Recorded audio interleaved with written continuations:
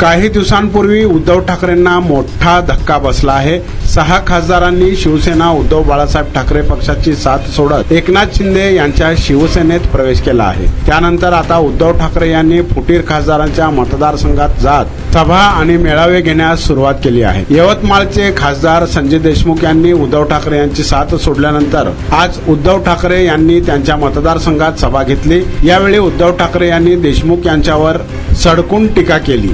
उद्धव ठाकरे यांनी संजय देशमुखांवर टीका करताना म्हटले की 2 आठवड्यांपूर्वी खासदारांची बैठक घेतली होती। ते म्हणाले, मला मुलीची सोयरीक जुळवायची आहे, व्हिडिओ कॉल करून हजर राहतो। मला काय माहित मुलीची सोयरीक जुळत होते की स्वतःची सोयरीक जुळत होते। मी रात्री फोन केला, जुळलं का? हो म्हणाले, जुळलं। 2 दिवसानं कळलं, गेले सासरी, आता नांदा तिकडे गद्दाराच्या कळपात नांदा। इथे वाघाचं जीवन जगत होते, तिकडे गाढवाचं जीवन जगा।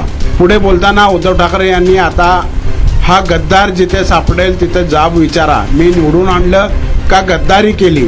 मला पैसे मिळाले असते तर मीही तुला पाडू शकलो असतो, पण मी भगव्याला जागलो, निष्ठेला जागलो। तू बोल, का गद्दारी केली असं विचारा।